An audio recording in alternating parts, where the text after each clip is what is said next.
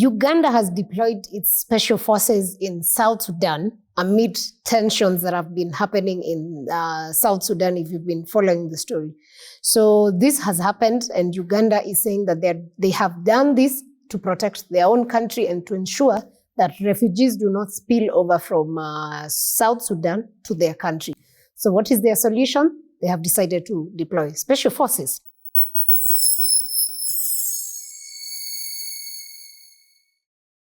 So Uganda has deployed the number, which remains still unknown, of number of troops to South Sudan in a bid to protect the fragile government of President Salva Kiir, as tensions with his deputy still threaten what could return South Sudan to a civil war.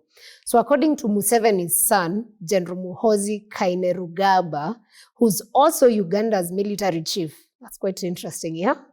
A president's son is the general is a general in the military. Anyway, so according to him, he says that the special forces units entered Juba to secure it. Can you imagine? These special forces are not peacekeepers, but they have left a country to go and secure Juba as the capital city of South Sudan. Does that make sense to you? Well, to me, it doesn't, but Africa is becoming very, very interesting. So according to Muhoozi, he posted on Twitter saying, we, the UPDF, which is Uganda military, only recognize one president of South Sudan, and that is His Excellency Salva Kiir. And any move against him is a declaration of war against Uganda. I mean, I know Muhoozi has his moments, which he just comes and runs on Twitter, but it's very weird for a son of a president to say that if another country if a president of another country is threatened, then it is their problem, because I thought South Sudan is an independent nation, so is Uganda. But that is what he says. He says that now that any threat towards Salva Kiir is a declaration of war against Uganda. How does that sit with you well in your mind? Like, are you processing, or are you struggling the same way I'm struggling? Because I'm like, why? Why would another country be a problem to you? Why would it be a threat? Anyway, so the deployment comes as tensions between President Salva Kiir and his first Vice President Riek Machar stoke fears of a return of civil war. And tensions have been growing in recent days in the country.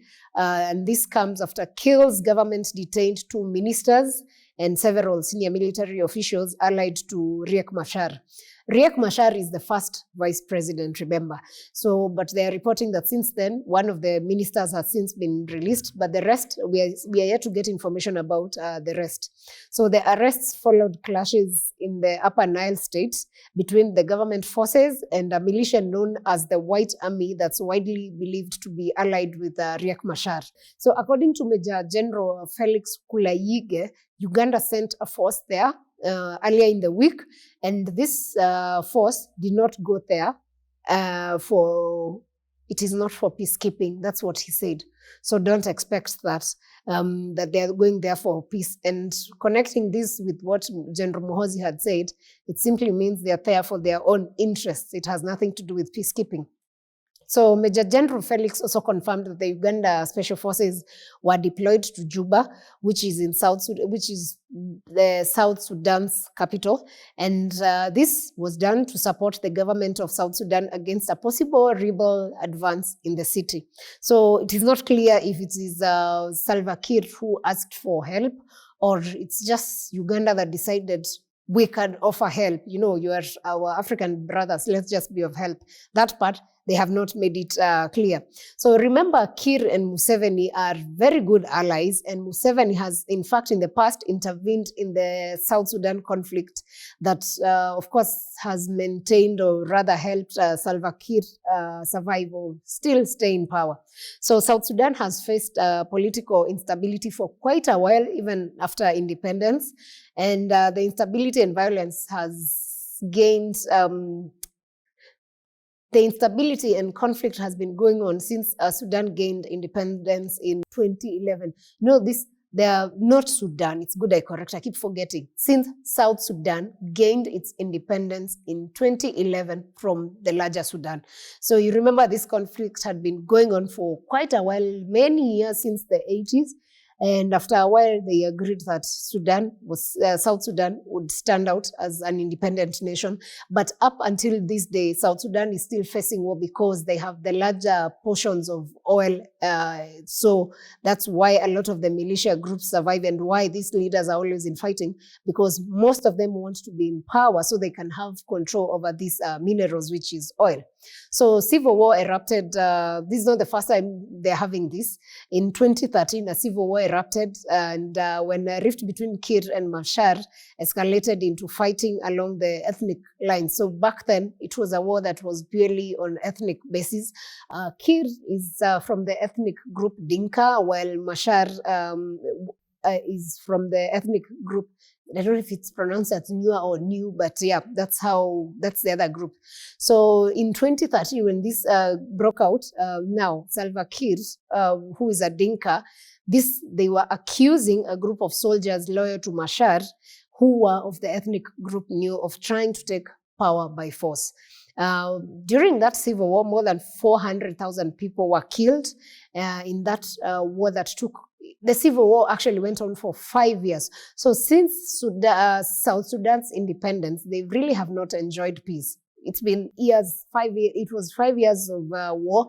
And even now, since 2018, when they brokered a peace, a way of working on peace, the report that was to guide them on how to run and implement peace situations has not been implemented. So it is alleged that these arrests are coming back out of that because some people are not happy of how the report has not been implemented.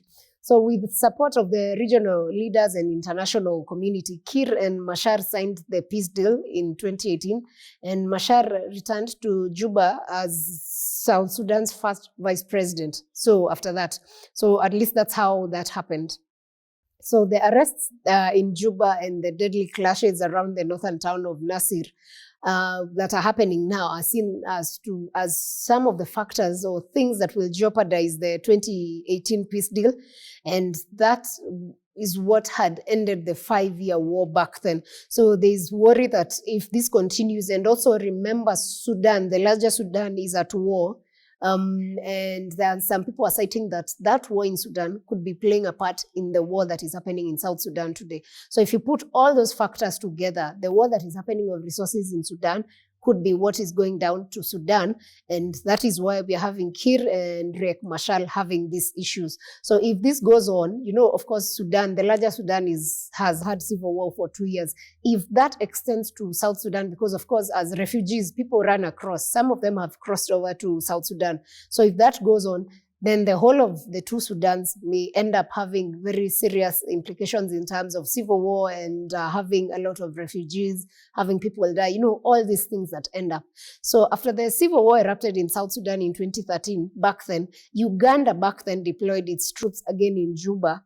And this was supposed to help to boost Kiir's force against Machar. And they were eventually withdrawn in 2015. And again, Ugandan troops were again deployed after leaving in 2015. Again, in 2016, they were deployed. And after fighting reignited between the two sides, they were also eventually withdrawn. So you would wonder, why is Uganda very worried about a war in South Sudan? So Uganda fears that a full-blown war in its northern neighbor, because of course they neighbor South Sudan, so they know that a war in the neighborhood could, of course, send waves of refugees across the border. And of course, this will potentially increase instability because the people who become refugees, some of them are militia. So if they go to Uganda, there's potential of extending the war. So General Muhoozi did not say whether the latest deployment was in response to a request from Kiir's government or how long the troops are going to be in South Sudan.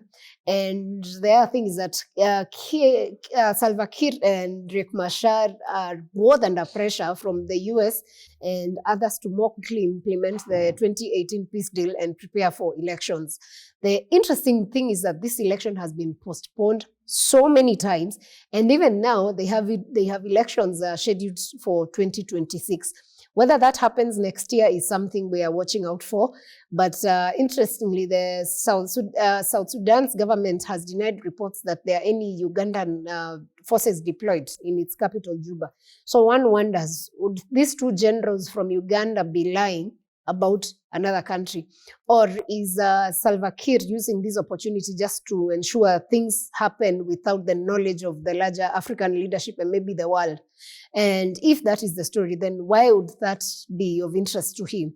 Like, why would he and Uganda, be having that big trouble wanting to protect from this other community? I mean, these are things that when we speak to people from these regions, they have different takes.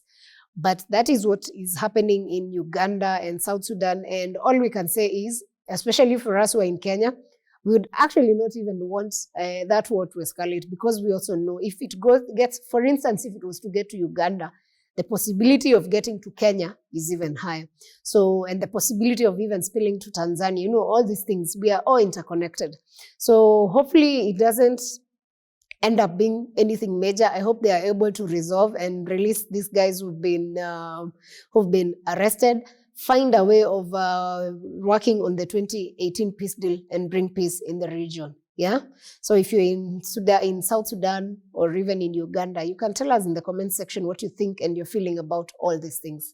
Thanks for watching Geopolitics 411. We will see you soon. The world is fast-paced and sometimes you miss the action. What perspectives do you have? What is the truth? Is the world at war? Join me, Sarah Mwangi, as we make sense of the information overload.